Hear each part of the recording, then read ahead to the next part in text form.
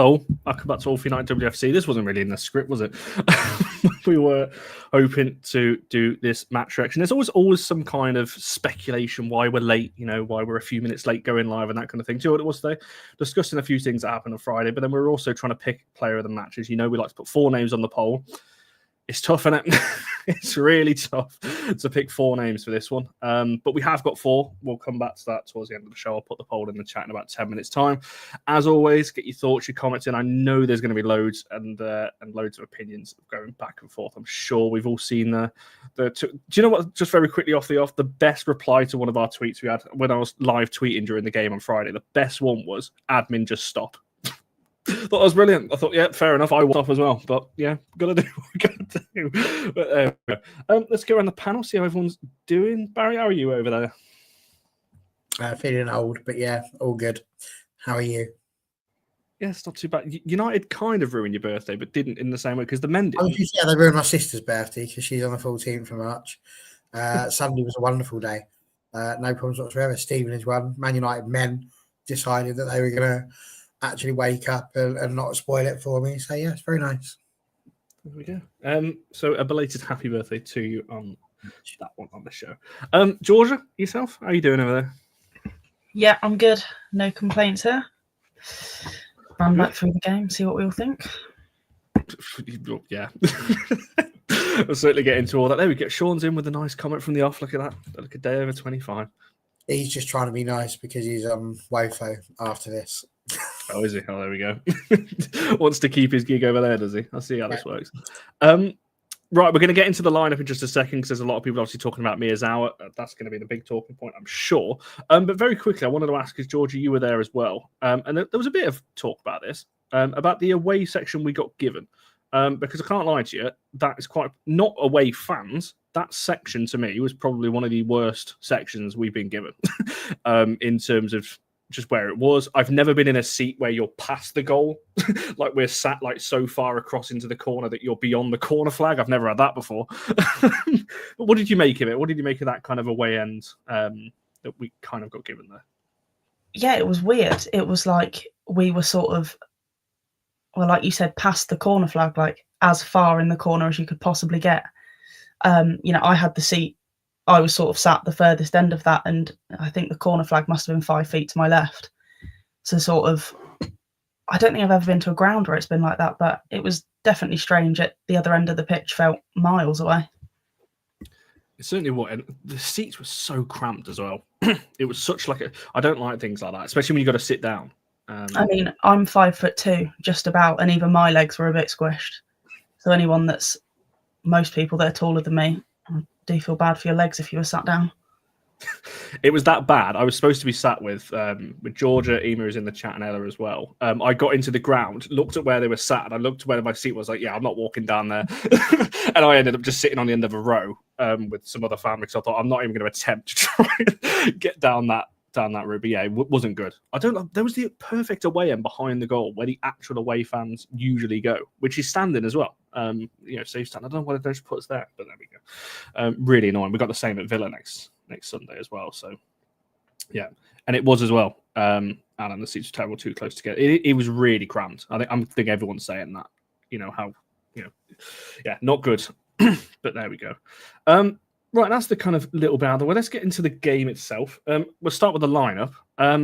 Barry, not even a change, but it's been a change from our WSL 11 since we've kind of come back. That Clinton's come into the 11, Miyazawa's dropped out of it. We assumed before that it was because Hinney was late back from internationals, so that kind of made sense. In the first instance, I think it was the Crystal Palace game. Sunderland was just one of those. It's an FA Cup game. Could have picked anyone, really. Are you surprised that after Hinney's performances, certainly since the turn of the year, that she's now seemed to have dropped out of favour out of the 11 and Clinton's kind of come back in?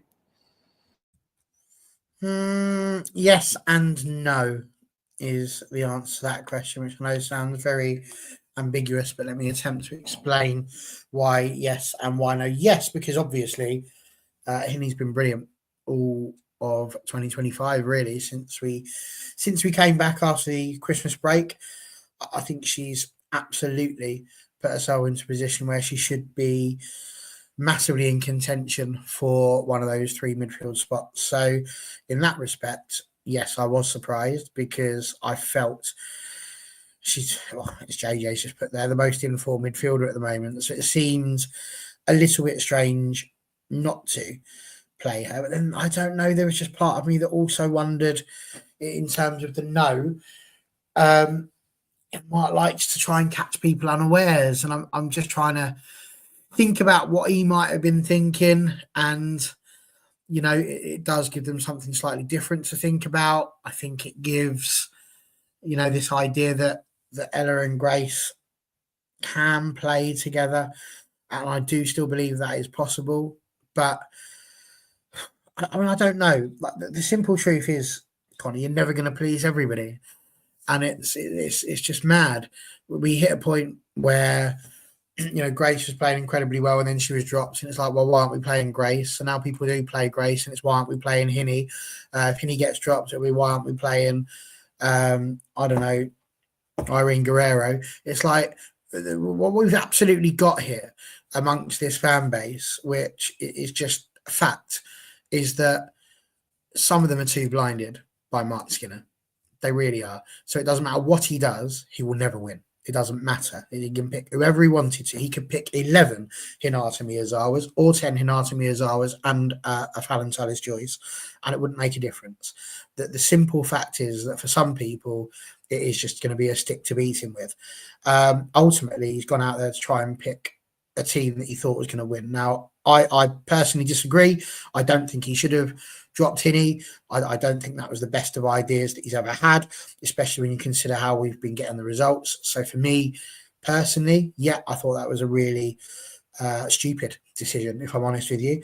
But whether that's stupid or not, the key important fact is that he's the manager and he lives and dies by his decisions. I've said this since the day I came on this channel, and on this occasion, he's going to get some pelters, and that's because of who he's dropped. But the simple fact of the matter is that it doesn't matter. He's never going to win because everybody was having a go at him when Grace didn't play, and now Grace is playing.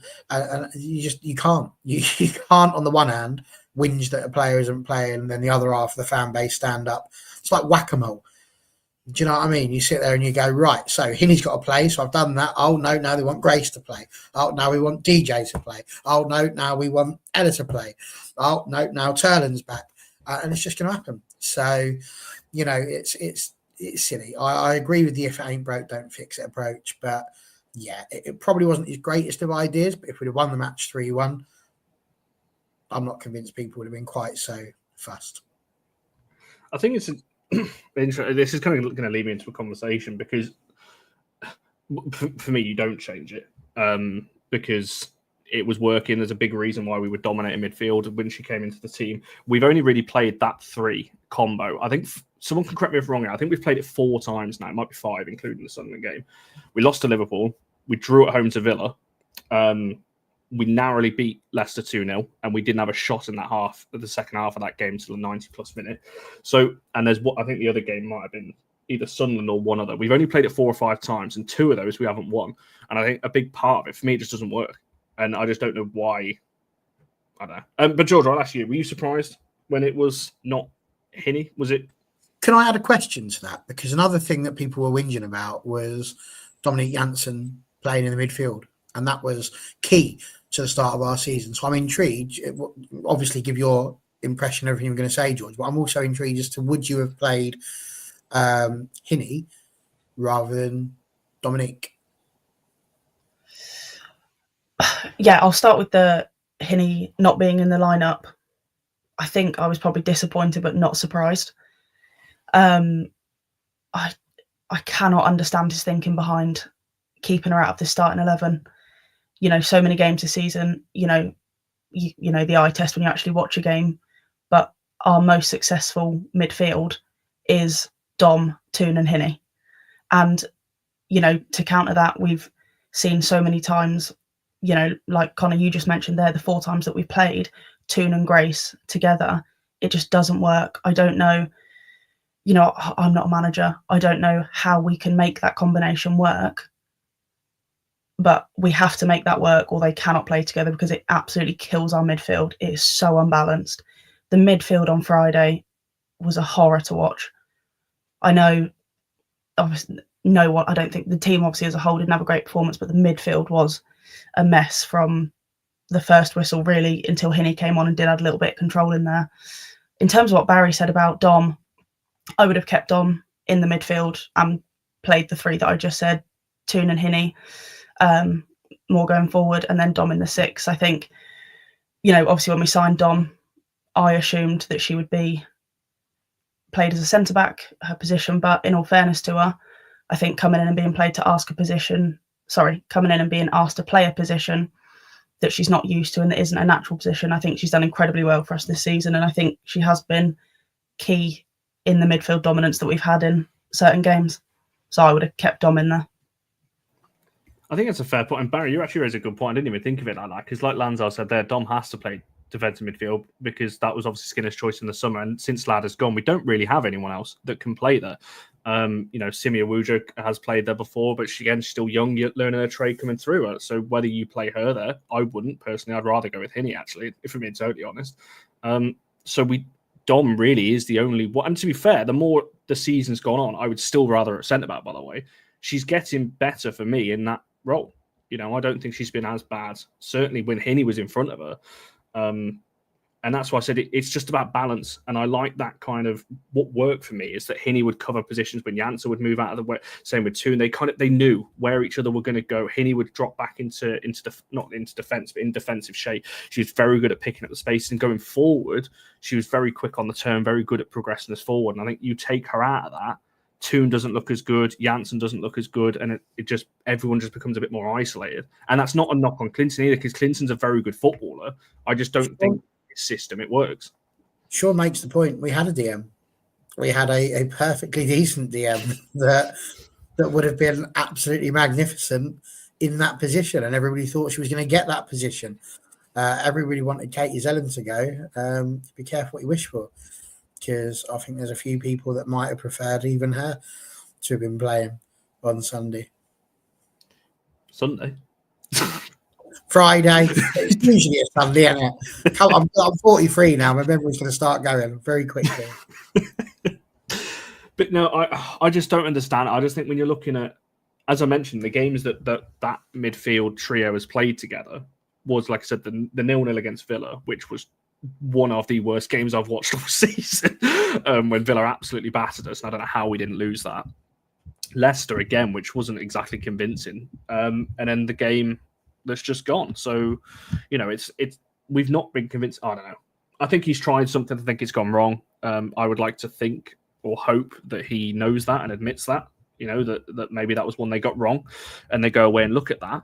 But if we keep seeing the same, I'm going to get a bit worried, to be honest, that, Hinney's kind of dropped out of this for no other reason than the fact that there was an international tournament that she went away for and was a bit late back. That's not her fault. But yeah, we'll see. Right, let's move on to the first half itself then.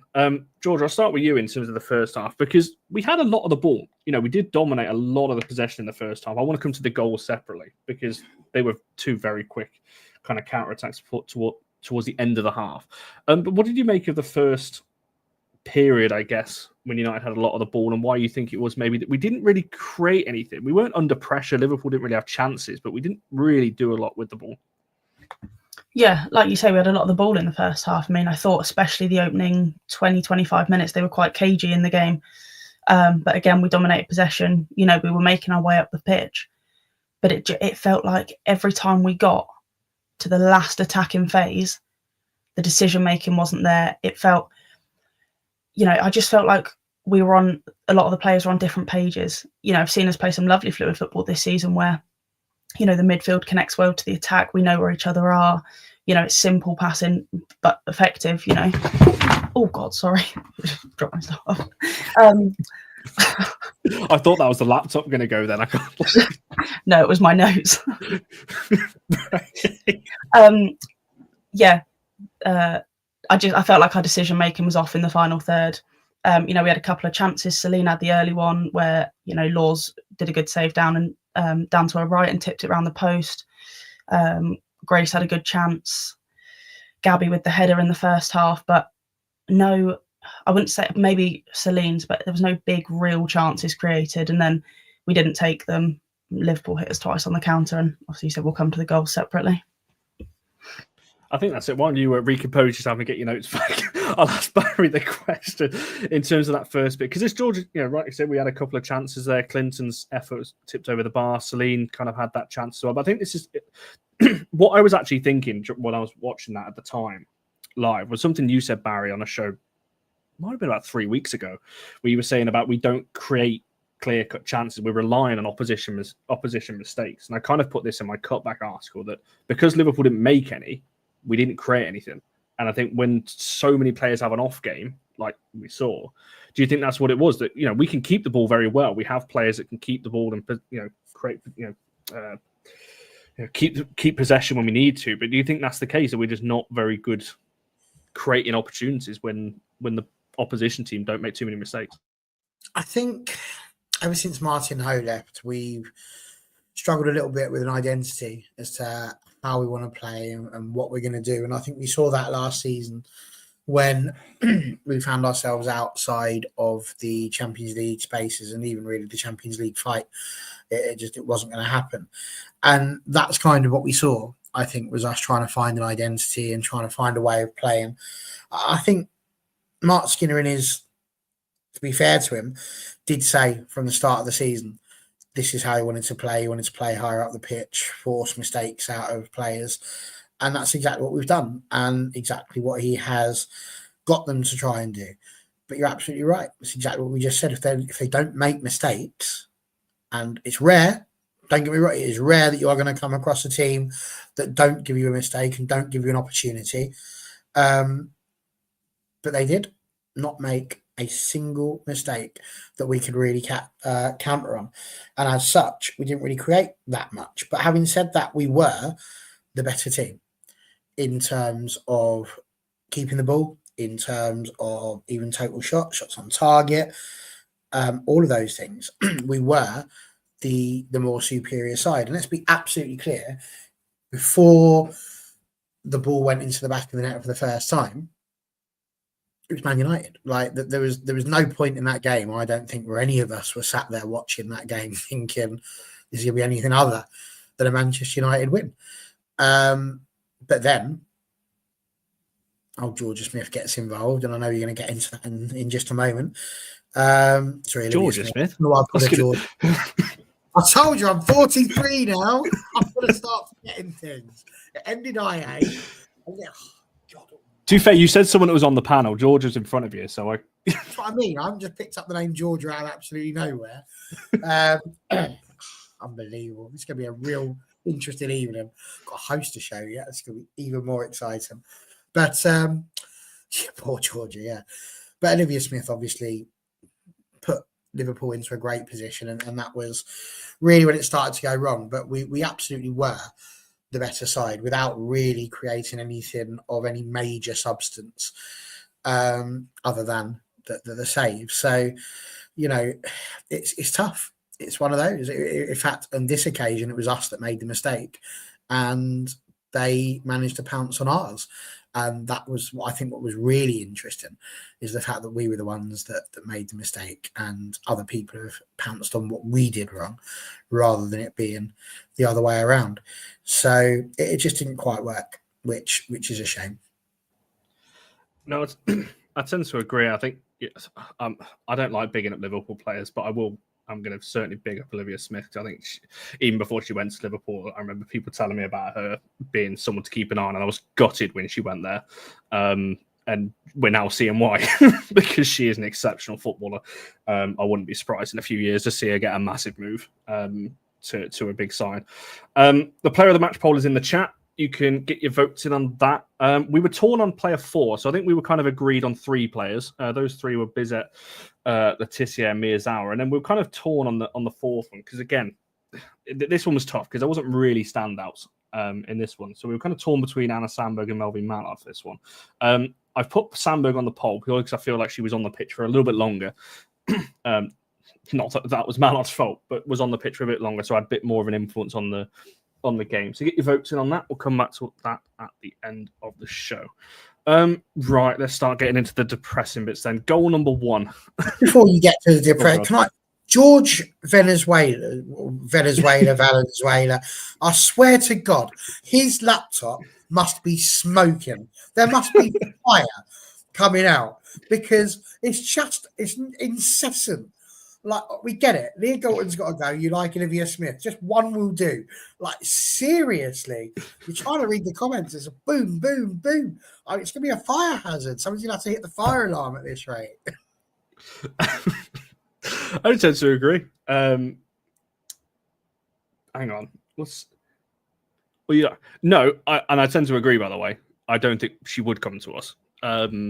But you could dream. Like I said, I wanted her before she went to Liverpool. I think that dream has kind of sailed a little bit because I doubt she'd come to us. Liverpool would never sell her to us. It's not going to happen.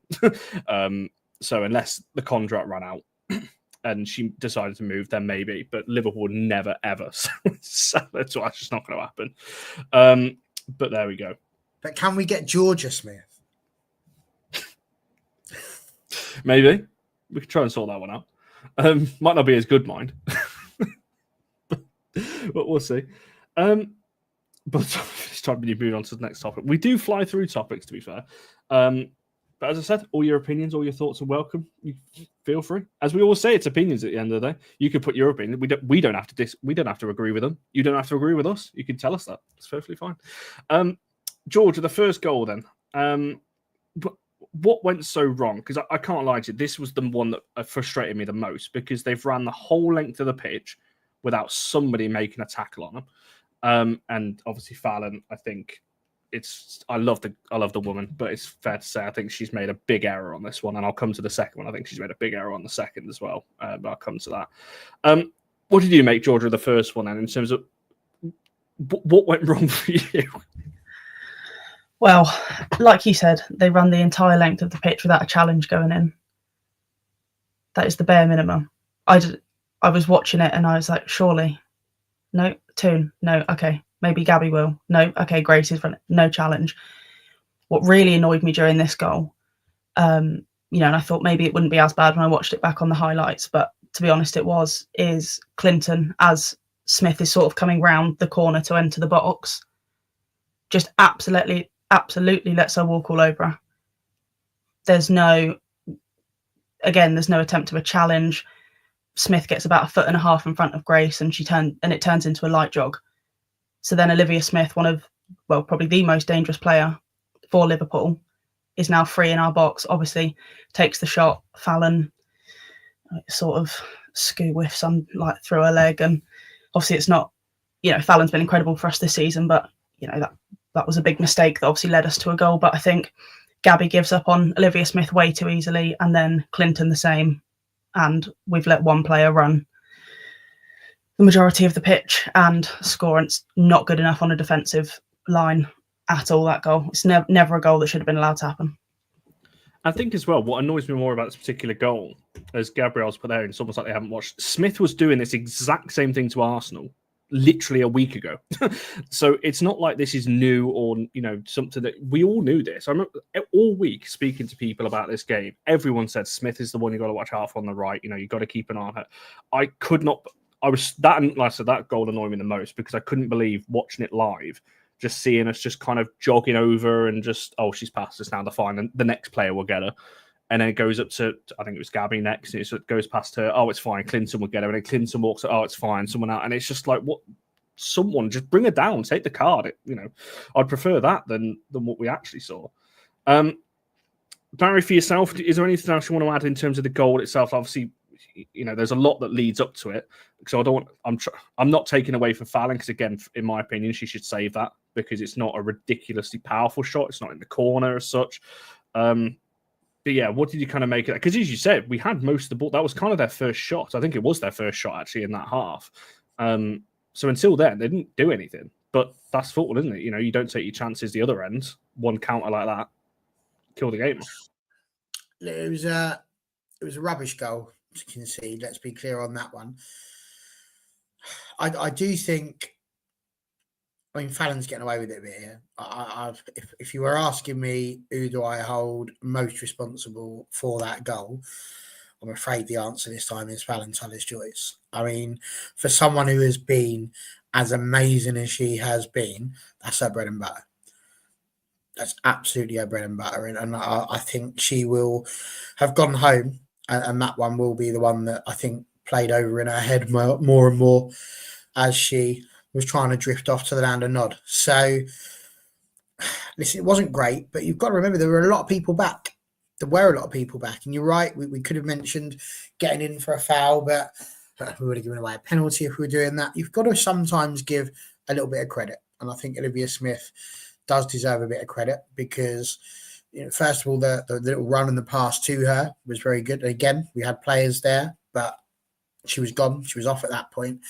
And by the time she's taken on, the defence there, she comes in, Millie Turner's there for her, and she just sort of sends her. She looks as if she's about to go left. Millie goes, oh, I'll go there, moves to her right. And the next thing you know, she's had a shot. And that's the thing for me is that it was pretty much straight at Fallon. And she just wasn't able to sort herself out in enough time. So it was stupid and it was horrible because we just said we'd been in the ascendancy for the entirety of the game up to that point. That there had not been a single minute where I was looking at that and I was worried. And then we conceded. And it was just a bit of a shocker, really. I think if it was 1-0 and nothing else, I think the second half might have been a little bit different. But obviously, we had the old 1-2.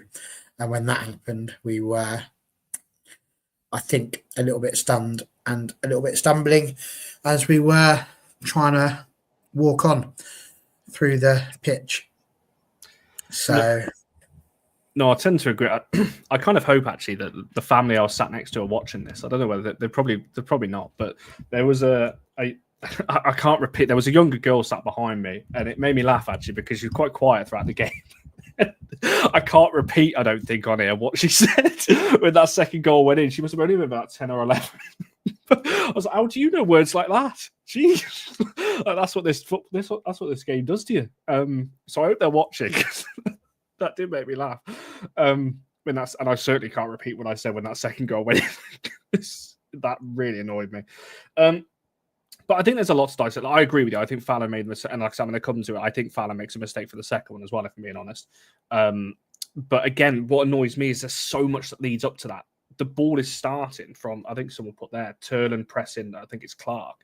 And it goes the whole length of the pit. And it's not like they're breaking with... The second one's breaking with pace, so it's a little bit different. The first one, it's not like they're breaking with pace. It's quite slow. They're kind of just passing through. And as you just said, back, most of our team are back. It's not like we're out of position and everyone's kind of... That's our kind of defensive shape. So it worried me a little bit that it's like all kind of... Not panic stations, but when everyone's back... Like the second one, I've got a little bit more sympathy for because it's our corner and everyone's pushed up. So it's a little bit different. This one wasn't in terms of... everyone out of position. So, yeah, not a good goal to concede. But if you want to know how bad that first goal is, when you go on the Man United app to watch the highlights, it literally starts with the shot from Olivia Smith, and then there'll be a tiny little bit of what happens in the corner. So it was that bad. We're like, we're not even going to show you that. We're embarrassed. No, I agree. That's it. And notice how I didn't put the goal scorers on the tweets as well. I was so annoyed typing out goal Liverpool. I can't even bother to write who scored as it was going on. But there we get right. The second goal, this does come from our corner. George, if you want to talk us through this one, because I can't lie to you. At the time, I didn't even realise what happened because 1 minute we've got a corner. Literally within, I think it's about 5 seconds, Sam Kerr's down the right-hand side playing the ball across and we're 2 down after 5 minutes. Yeah, I felt like I blinked, we hit the corner and suddenly we'd conceded again. But obviously, like you said, we're, majority of our players, they're in the attacking phase because obviously we have got a corner and then Sam Kerr breaks down the right. So again, it's our left defensive side and plays a ball into Nago. So I hope I've said that right. First time shot, and for me, Fallon's way too one-sided in the goal. But just to take it back to and I'm not trying to hammer our defenders, but I watched it back on the highlights a couple of times, the second goal. And for me, I understand letting a defender step to you. You don't want to get, like Barry said, being sent in the first one. Then you're a little bit stuck in no man's land. But for me, watching that, Millie gives Sam Kerr the world to play into, And it's a simple pass from Kerr, first time finish. And I don't think Fallon covers herself in glory again. I think that's the thing that annoys me here. I think, Sport, you are right. How many players are stood around the Ghana as well? Again, I'm going to come to that in terms of the pass from Kerr is good. It's kind of... Do you know what? I know. Obviously, I'm assuming you're a Chelsea fan, judging by the name. Another Chelsea fan of mine, Rob, actually texted me that pretty much word for word what you've just put there. Can't get away from Sam Kerr doing United dirty. But for me, and I think people can say I'm just blaming Fallon for this, I do think she's probably going to say that one as well. And I think if you pause it or follow it from where the ball's come across and look at where Fallon stood, she's basically stood on the post, the other side of the goal. I'm no goalkeeping coach or anything else. I think she'll look back at that and think she's made an error there as well, because she is, for me, way too far. There's no reason to be out there because she's not closing a cross down. There's 5-6 defenders in front of her. You don't want to be all the way over there. So that's my little thing on it. So I was laughing at Gabrielle's comment about even the Scottish. Yeah. But there we go. See, this is why we need more Scots at United, because then I could appreciate it a little bit more. I certainly didn't appreciate that time. It took me about 15, 20 minutes to realise that she'd actually got the assist. But there we go. Barry, second goal. Because this kind of killed it, didn't it, really? I know we're going to come to the second half, but this kind of... and I think Liverpool had an opportunity about 2-3 minutes before this where Fallon tipped it over the bar as well. So we'd gone from Liverpool not having a shot for 40 minutes and then having 3 on target within 5 or whatever it was. What do you think happened on that one in terms of just what went wrong, really? Well, they ended up the first half having a really good end to it, to Liverpool, and that was quite obvious. Again, we've had the corner. It's already been said that they break through and counter well too easy, and that's a bit of a nightmare. The ball goes not to Nago, but as we should all know, Georgia, it went to Georgia Nagano. Just everybody's going to be called Georgia now, including you, Georgia Connor. So, but listen, what's really annoying about that is people are back. Now, first things first, Millie Turner's doing the right thing. She stood there trying to block the player. I'm not entirely sure I agree with you about Fallon's positioning. I think at that point, that's where you're going to kind of want to be. She could maybe have reacted a bit more when she sees the ball being cut back. Maybe then she should be looking to have a few more side steps coming over to the right. But I think initially, while the run's coming down the right-hand side, she needs to be paying attention to that near post, especially considering the goal she's just conceded. She doesn't want to, have another one that goes like that. I think the bit that frustrates me there, our defence has been immense all season. This is by far the worst game that they've had, without question. We've now conceded 9 goals, so that means a third of our entire goals this season has been scored by Liverpool, and that is just incredibly frustrating when you consider some of the teams that we have played against. So, listen, Celine, I think, is the person who gets the closest to the shot taker, and that for me is bizarre when you consider that you've got people like Jade, Maya back there already. And of course, like I say, Millie Turner trying to do what she could to stop the Scottish Sam Kerr from getting down the right. So this killed it. Absolutely killed the game, like you said, because at 1-0, you feel like there's a chance United are going to come back at 2-0. You're still hoping, but we've not been the most prolific of goal scorers, and I think that was a bit of a drama for us. So Mark Skinner just didn't have it in him to motivate the ladies enough on the second half, because that was the bit that was frustrating. Even when they came out in the second half, I didn't really see that zip or any of that work. It was only once we'd finally scored that all of a sudden their tails were up again, and we started to take advantage of the space, but it was way too late. We weren't going to score 2 goals in 4 minutes. It was pretty much game over. That the whole second half was pretty poor. And I know there's going to be people that come in here in a minute and say, well, Heaney changed the game. I don't think the second half changed at all. I thought the second half was probably the worst half of football that we played all season. I'd rival that with Leicester at home when we didn't have a shot for 45 minutes, but it's not far off.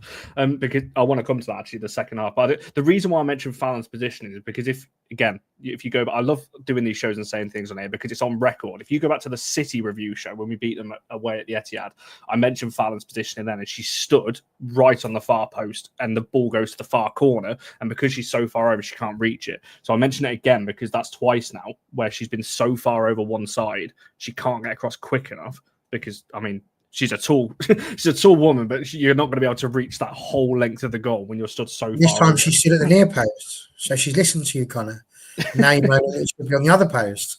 So I feel like this is you. You need to make your mind up. No, Where do you want to stand? A metre or half a metre inside where she stood. Fallon's a very good girl. She'll listen. So, but yeah, she'll know that, and I'm sure they'll have their meetings and debriefs. And like I said, it's hard for me to talk about Fallon, and like it is for all of us, because she's been so good all season. It feels rough but we're on here to give our opinion and talk about things like that. And for me, she made 2 errors, and I'm not going to shy away from saying that. But we don't need to say we don't want to go in on her. She's not all of a sudden a rubbish keeper that we need to get rid of. She's an exceptional goalkeeper who made, for me, 2 mistakes. And you might be right about the position. I've got no drama with that. The defence needs to be blocking that shot. There's no way that you can have 4 defenders back and she's getting a free shot. Shouldn't be happening. I agree. That to me. So for me, Fallon is 100% responsible for the first goal. I think that one, unacceptable. When you've got all those players back and there's 4 of them in the box, one of them is doing their job. And Celine, by the way, who is not the right back, being the closest person to the striker at that point, it's not good enough. It's just not. No, you are. I was actually just watching it back then just to see. Yeah, so Turner's the one player. Mayer's kind of aware of her. Celine, as she said, is closest. Jade's kind of behind Mayer, and you've got 3 of our midfielders coming back in as well. It's just poor. It's just poor all around. But there we go. But what annoyed me more, here we go. We're going to talk about the second half and the fact that nothing really changed, if being honest. I think I tweeted it. People can go back who follow the Twitter. I tweeted this around 68 minutes or something like that before they got the penalty, that neither side had a shot in that half. For about 25 minutes, neither team had a shot. And I was just sat there going, what are we going to do something? Shoot from halfway line if you have to. Just someone have a shot. And Liverpool must have listened because like a minute after I tweeted that, they had a shot and just went wide. So they were clearly watching our tweets. But Georgia, why was it for you? I mean, first off, were you surprised there was no changes at half time? But also why it didn't change in the second half? Because for me, I agree with Barrett. For me, we got worse, not better. When we came out in the second half, because we just didn't create anything. Now, don't get me wrong, the stats say that we did when you look towards the end. But that's because if you have to have a look at where our shots were, majority of them were in the last 10 minutes, after we got the goal and then into added time. What was it for you that just, again, 2 questions really. Surprised that no one came on at half time, but also the fact that nothing really changed? Yeah, for me, I think going into half time, it was very clear from a United point of view that something had to change, whether that was personnel, maybe down the left-hand side is where I would have made the change, or tactically, but there was just nothing. No change at half-time. And like you said, I think my words in the concourse at half-time were, well, it can't get any worse, and it did. So that went well. But yeah, no, like you said, there was no changes at half-time. I'm not sure what was said in the dressing room. Not a lot by the looks of what happened on the pitch. We're sloppy on the ball again. We're not winning the ball back. We're not winning our duels. We're not winning the ball back high up the pitch. And the biggest thing is we're just creating absolutely nothing. And you're never going to score if you don't create anything. So I'm not too sure what the plan was coming out for the second half. No, and obviously Anna Sambo did come on around just after 50 minutes, and obviously that was enforced with Gabby going off. We're waiting to see whether that's a bad injury or not with her, but obviously that was an enforced one, so I don't think that was going to happen if Gabby didn't go off. And then the next sub after that was 2 minutes after the penalty in the 70th. It's about 69, 70 minutes. So we waited a long time. So we had to go 3 down before we actually made any tactical changes. And even then, I think that one of those was going to happen anyway, which is Jade coming off for Aoife. I think that was always the plan, with Jade just coming back from injury, certainly a muscle injury, not playing a full 90. So even then, it wasn't a big tactical thing. I think that was always going to be the plan. Barry, you referenced the second half and the fact that, the fact kind of got worse. What would you have liked to have seen change? Whether that's a personnel change or what, just what would you have liked to have seen to get more out of the players that we had on, but also any potential changes as well? Because, like I said, we didn't do anything. We didn't test the keeper until Maya just kind of had her screw it moment, did it herself. Do you know, the truth is, for this one, I think if you're 2-0 down to Liverpool and you're a Manchester United player and you're not coming out of that dressing room, regardless of who's the manager, regardless of what's going on, if you're not coming out of that dressing room and at it right from the very start of that second half to try and pull it back, then I'm afraid you've got to look at yourself. That's the simple, unfortunate fact. There are going to be people who are just going to blame Mark Skinner. There are going to be people that will blame other players. You've already seen it in the chat today, Lioness FC. So it's all to do with the English players. Just like to point out, there was 18 players mentioned. 11 of them come from the rest of the world. Only 7 of them come from England. One of them doesn't even want to play for England. So that doesn't really count. She's more like no nation. If we're brutally honest.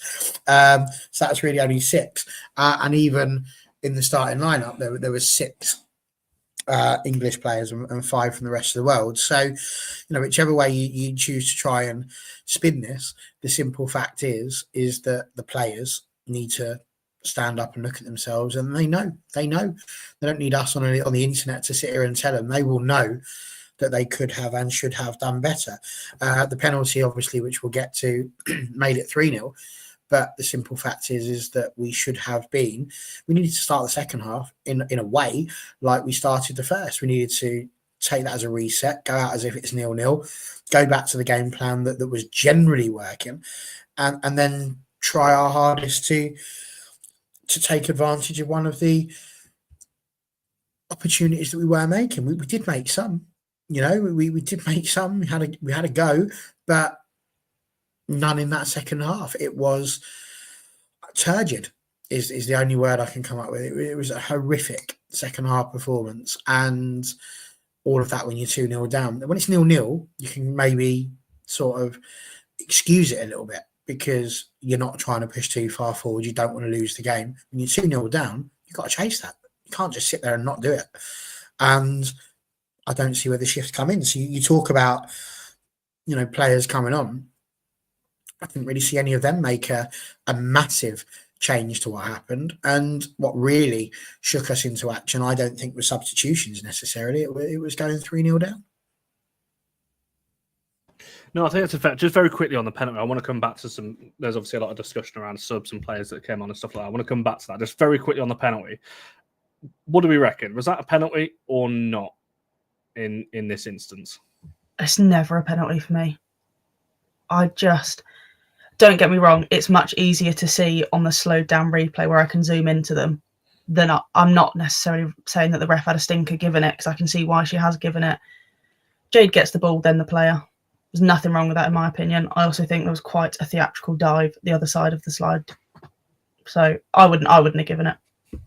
Maybe I am slightly biased, but it's never a penalty for me. It's interesting because in real time, I didn't think it was. To be honest, I thought the ref had blew for a foul on Jade because Jade had gone down in kind of a way, and I just thought, maybe she's been pushed over or something. And I'm watching it back. I'm on the fence. I can't lie. For me, she does get a nick on the ball first, but I can see why the ref's giving it. Barry, for you, penalty, no penalty? Well, I'm going to let both of you off because, you were there. So you didn't have the benefit of TV like I did. I'll be honest, normal time watching it, I thought it was a brilliant tackle. And then I saw the penalty was given, at which point I'm like, it's just one of those days.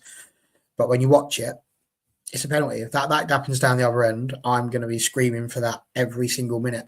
Bernabei, what she's done that was incredibly clever of her was she's basically sold Jade Riviere. It's a bit like when you go to Tenerife.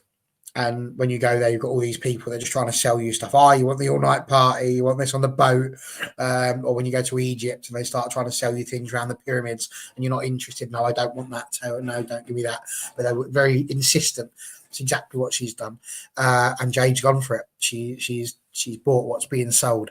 And that little touch, let me be clear, she's moved that away. She's not going anywhere with it. But that touch, 100%, is the one that kills Jade Riviere, because Jade is on course for the greatest tackle that we have seen in the history of the game. And that one little touch from Bernabei turned it into a nightmare on Jade Street. It really did, because it was just unreal. And he likes it because he knows the film.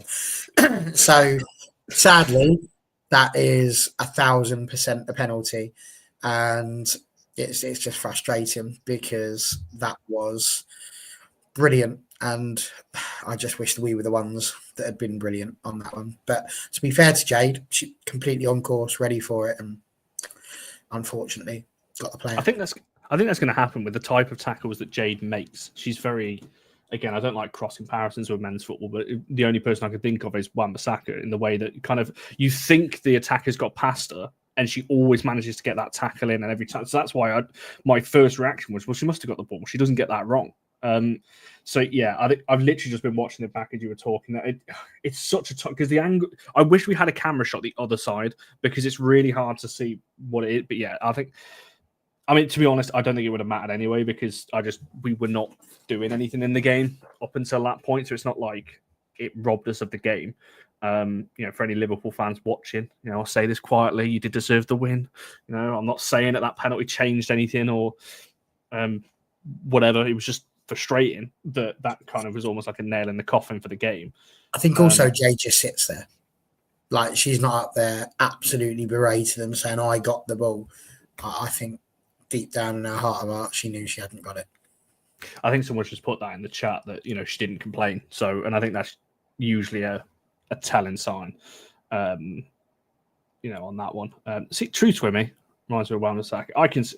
It's just that last minute touch. She always thinks it's got past her, but that's why she's got one of the highest rates, success rates with tackling oncoming attackers like that. Just quickly back to the subs, because I want to quickly discuss. Melvin Mallard was one that surprised me, because this is somebody. Now you can say what you want about her finishing this season. It's been a little bit kind of hit and miss, and she's openly admitted that in the interview. I can't remember which game it was after where she spoke about it. But for me, this was obviously one of my worries, and I've said this with Jace potentially going on loan, that we don't have too many attacking options off the bench in games where we need goals. However, my, I guess, tolerance for that excuse runs out a little bit when you've got our left side performing as badly as I think it was. Melvin Mallard's done it on multiple stages, international and club level at the highest level, and you don't bring her on until close to 80 minutes. That, to me, is almost like it either doesn't trust her, didn't think she could impact the game, or whatever. And don't get me wrong, I thought she was good when she came on. I don't think she was exceptional, but she did well. Georgia, what do you think's going on? Well, not what's going on, but what do you think was the decision-making behind that one? Because of all the subs, I mean, I've not even discussed Williams coming on for two. And I've completely forgot about that one while I was thinking about the sub. That was also ridiculous, by the way. I'm so sorry. I've tried to think what the reason was behind that. The only reason I could think of is going for a 4-4-2 and having Williams and Turland as a split striker, which, fine. But Williams for two was not we did that in the cup final. Trigger warning. The cup final against Chelsea, if anyone remembers, when we lost 1-0 and Rachel Williams came on in the 10 for Ella soon. It didn't work then, and it didn't work in this one. Let's stop trying that, please. So yeah, George, if you want to expand on the subs, and then just, I guess, maybe in particular a little bit of Mallard as well. Yeah, I think Mallard for me is such a frustrating one, not from her point of view, but from sort of we don't seem to be using her. Don't get me wrong, she's coming on and maybe getting 15, 20 minutes here and there. And I've started a couple of cup games, but if it's frustrating because we had her on loan for a season. We didn't have to keep Mallard. I'm glad we did. I think she's an incredible player who we should use off the left a lot more. I think our left side is by far our weaker side. And in my opinion, you have a left-sided player there who is able to perform, at a higher level. And I think with a run of games in the team, would probably settle her place in quite nicely. But I've thought about this quite a lot, and I don't know why he doesn't trust her, or it appears that he doesn't trust her anyway. I'm not quite sure what the feeling on that is. And like you just said there, with Jace potentially being on loan or being away from the squad at the minute, we are, we don't have a lot of attacking options, let alone for wingers. And Mallard is constantly just sat there on the bench. And, I could see her getting her shirt on the bench for a long while before she came onto the pitch. And I've got it here. She came on in the 77th minute on Friday. But for me, that change needed to come much earlier. Galton had run out of legs, and but he just, like Ema's just made a good point there. He seems to prefer Mallard in the 9 rather than on the wing, which again confuses me. I don't know, because 9 times out of 10 you've got Rachel Williams coming on before Mallard anyway.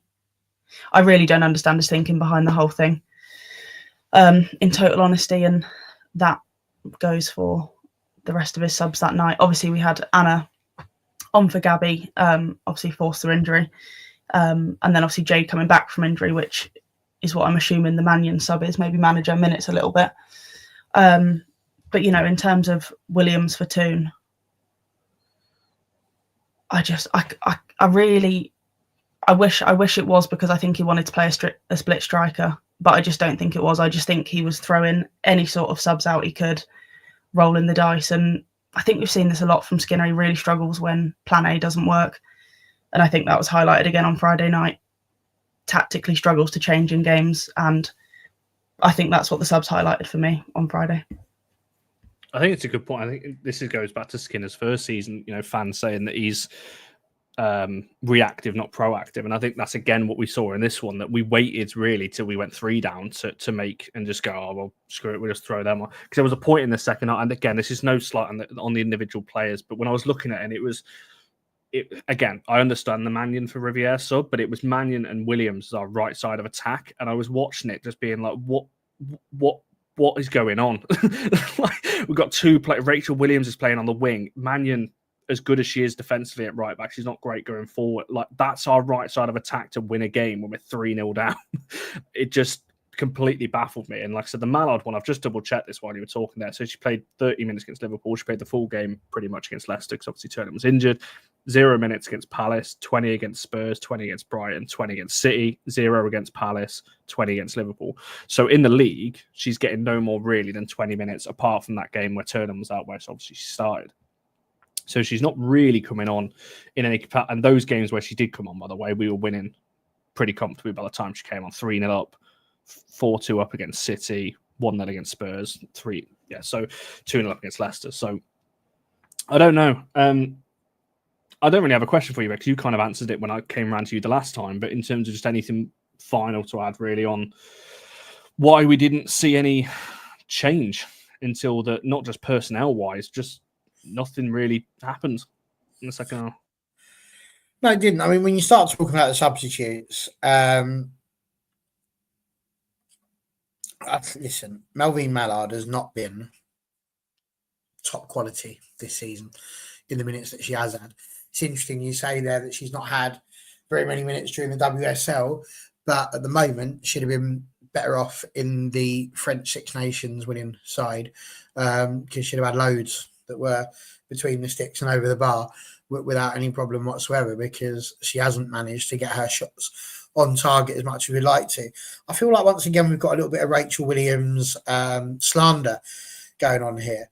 So I'd just like to point out that, number one, everybody thought that Rachel Williams shouldn't play against Chelsea the one time that we've beaten them. So just throw that one right out there off the bat. And we want to start comparing things. Melvine Mallard has played 18 games this season with 5 goals, and Rachel Williams has played 19 with 4.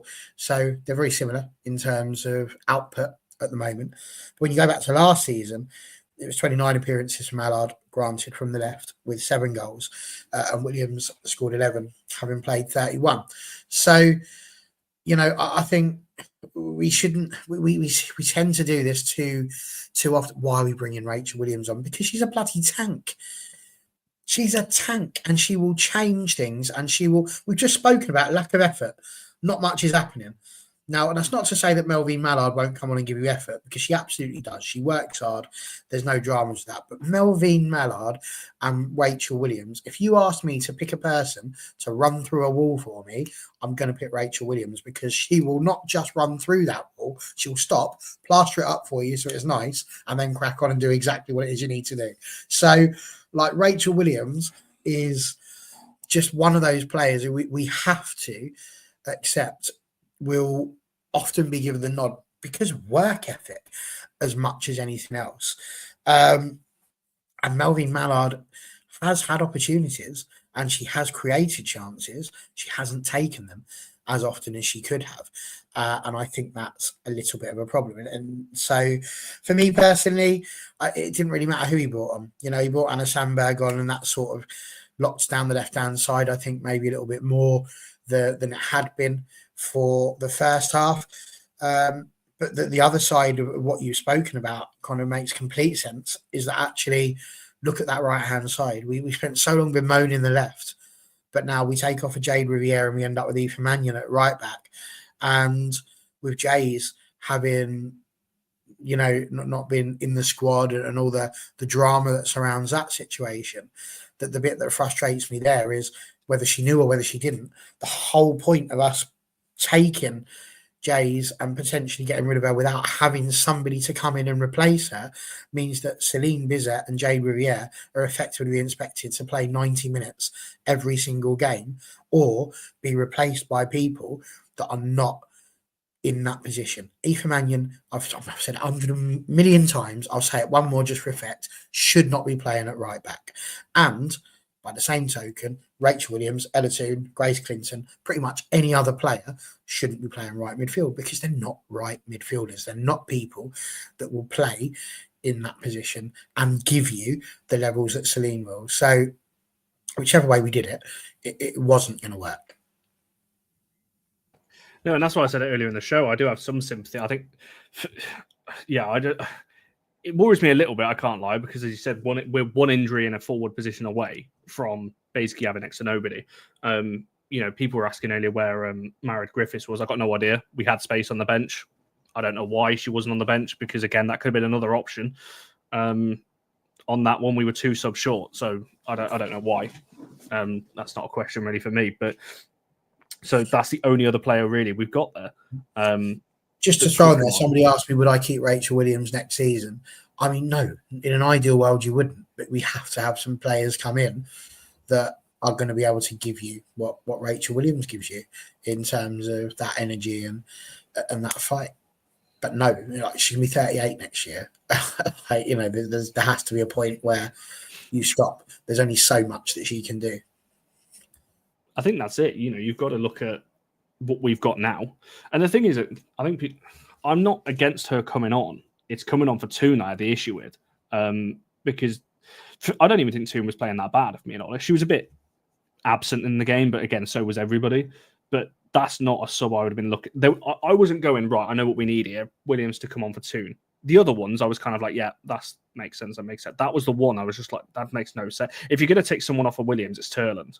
And I'm sorry, that's the one that you make. It's not for Toone. Because then you do have someone leading from the front and pushing, and Toone can create in behind, put the crosses in, as you mentioned, you know, Chelsea last season. Toone put a brilliant cross in, Williams got on the end of it. So that's the sub I can think you go for. It's just not for her. And like I said, this isn't me just blaming just Mark or just an individual player or anything else. I think everyone. I think Mark made mistakes, players made mistakes, the coaching setup made mistakes. I think everyone collectively, which is why the result was so bad, made errors in this. And that's why we saw what we saw.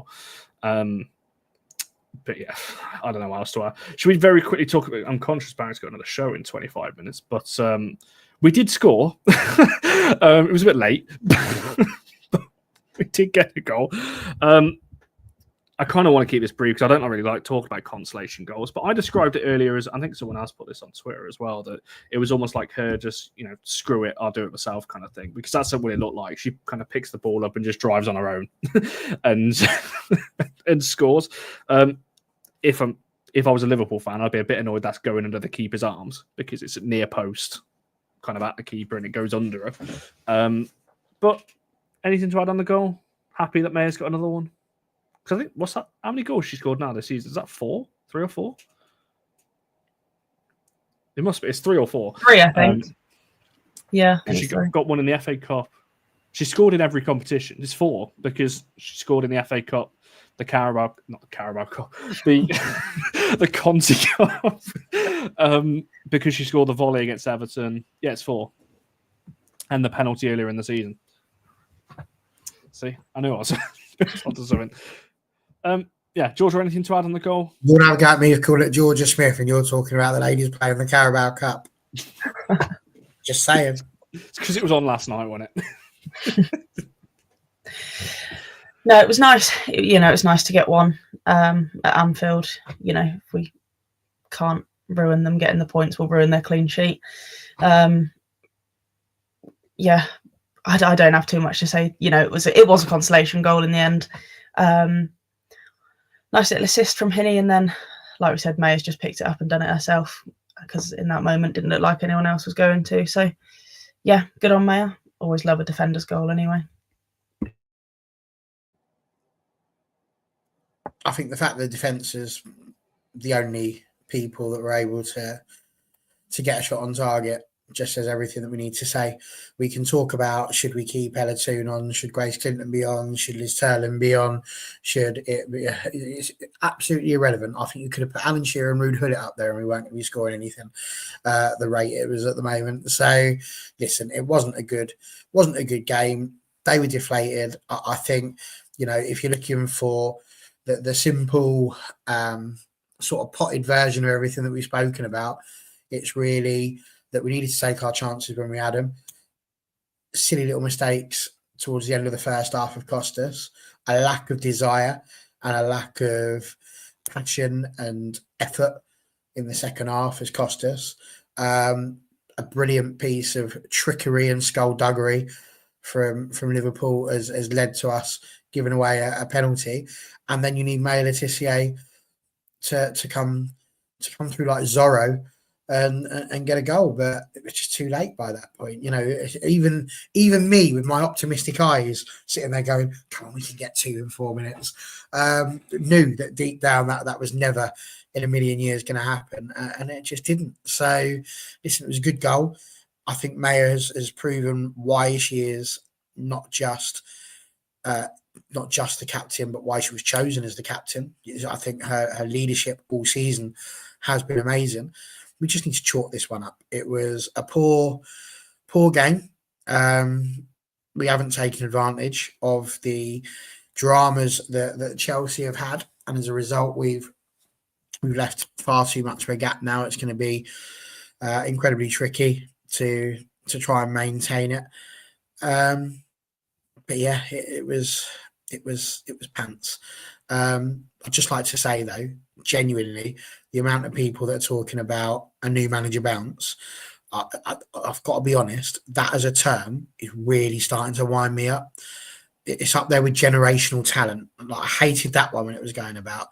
Like, you don't sack people just for a new manager bounce, because like any ball, it will stop bouncing, and there's no guarantees that it's going to be, that it will bounce fully once again. So, whatever. Can I be that guy as well on the term new manager bounce? There's a brilliant book actually about that. I will have to try and find it and put it in the comments because I can't remember for the life of me off the top of my head. I said it's a brilliant book. I can't even remember what it is. But it actually dives into detail about new manager bounces, and it's actually statistically false. It takes 9 to 12 months to drill an old system out of a team because you get so set in your ways. as a player, particularly a manager that's been there a while, that it takes nearly a year to drill that new system out of a player because you default back as a player to your old ways. I will have to go and find it because I can't remember for the life of me what it is, but it's something along those lines. So it's actually untrue. You do get a bit more confidence. Don't get me wrong. We saw this with United Men when Oli came in after Mourinho because the players are deflated and you get that boost in confidence. But systems-wise, yeah, you can set up differently. You can maybe go to a back three, or you can play two up front, or you can do things like that. But players naturally default back to their old ways of that's been drilled into them on that sense. So, yes, Liverpool look better. I'm not denying that.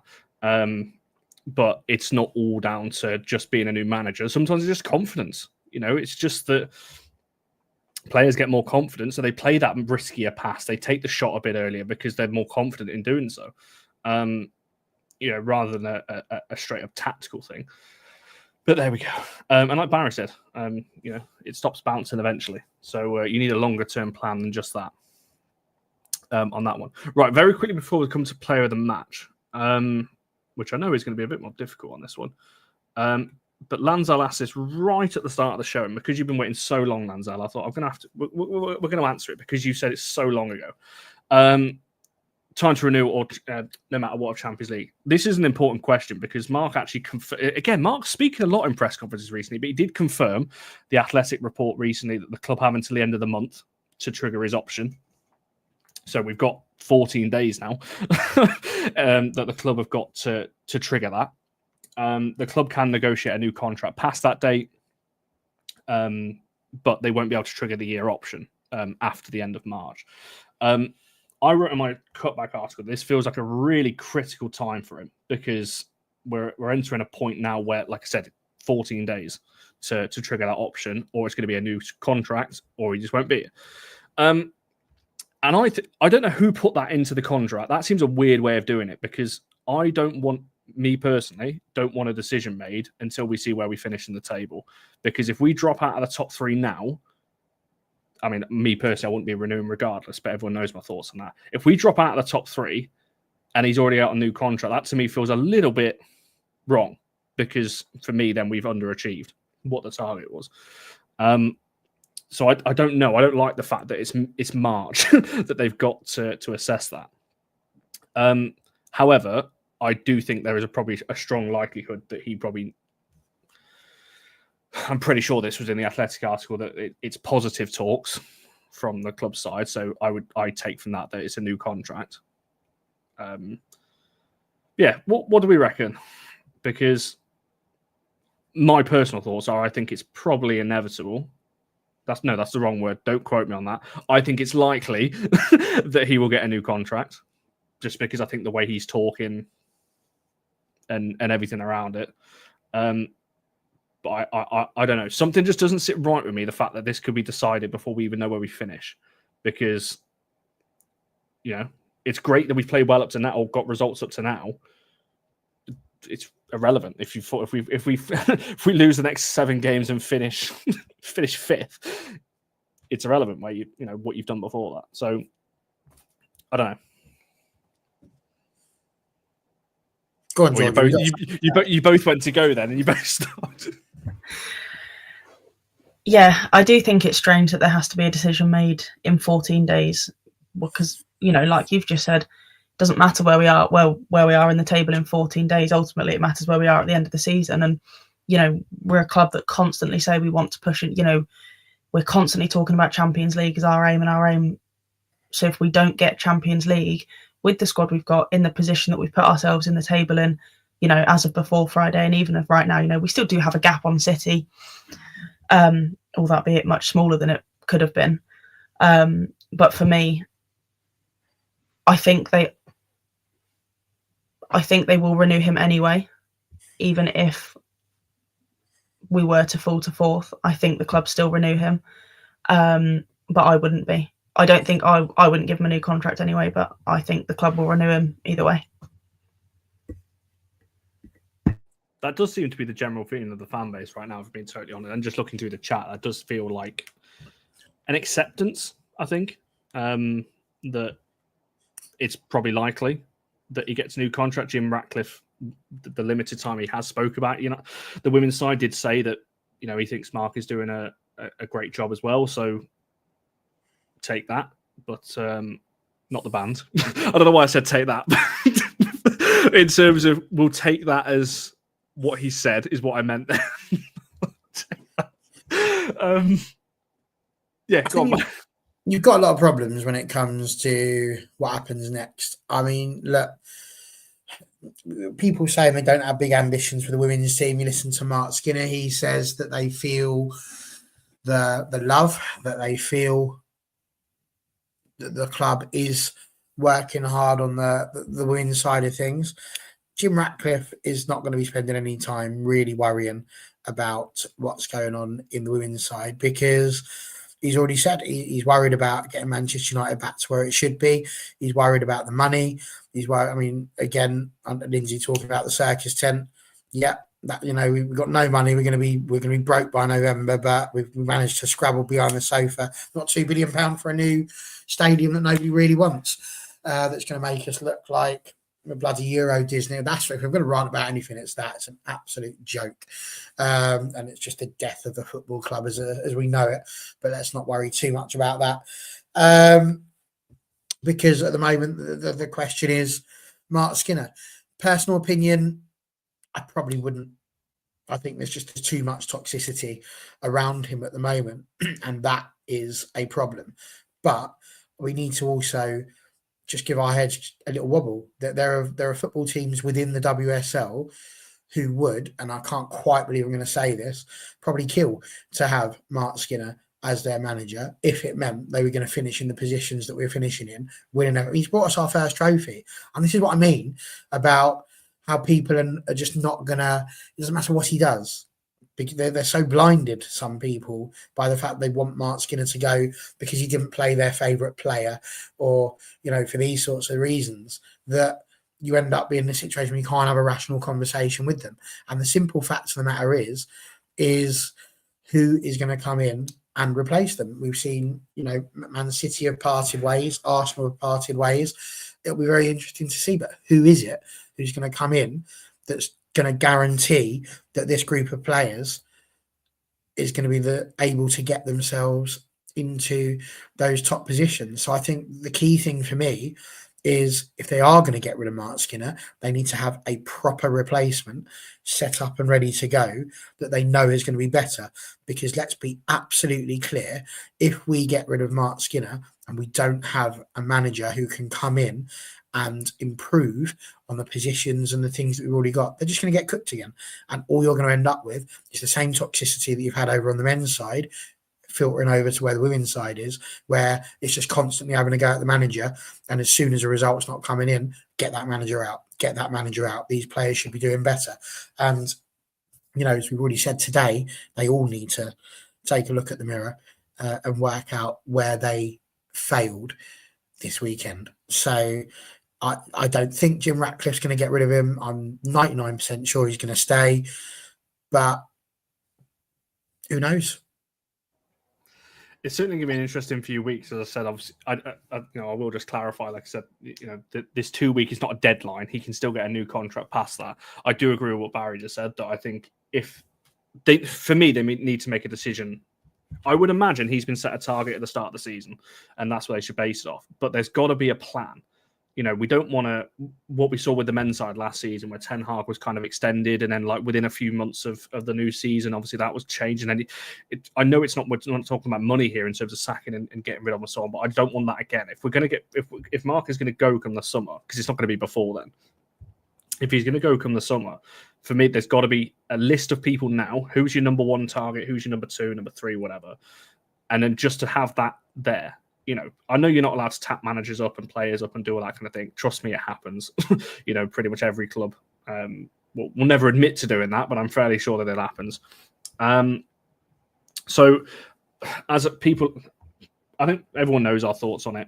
I've not changed, even if we get top three. As Barry said, there's just far too much for me around him that I just don't think he's ever going to go away.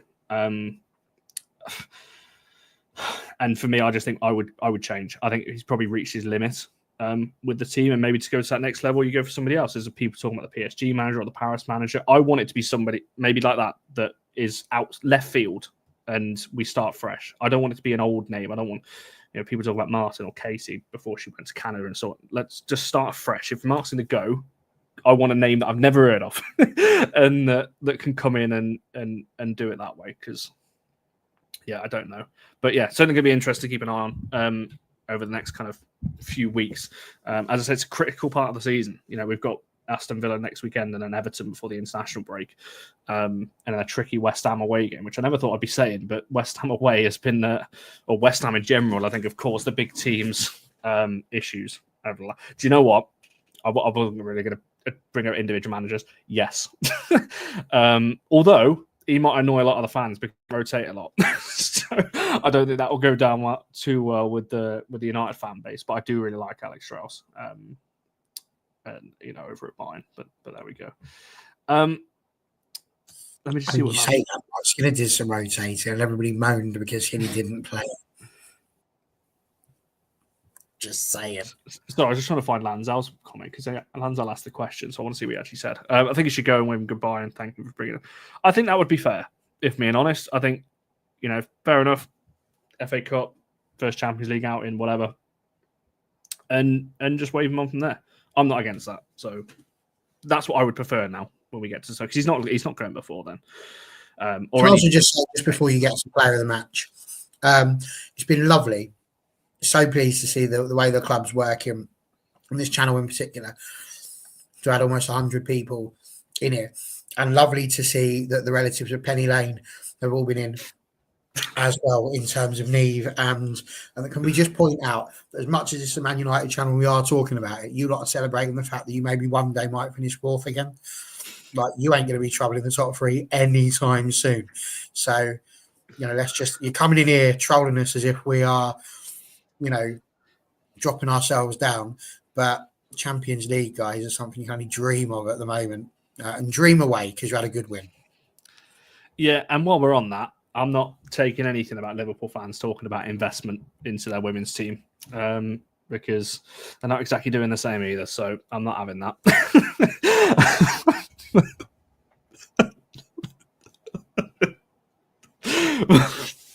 maybe you're on something there.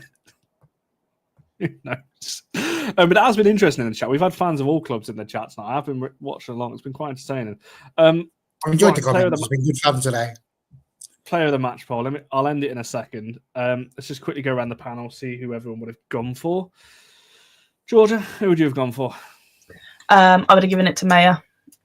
I think proper captain's performance. I thought she had a good game. I thought she was solid, and then scored our consolation goal at the end. So it would have been Maya for me. So, Barry, are you going to disagree with that? I don't care. I don't know that I could have picked anyone really. The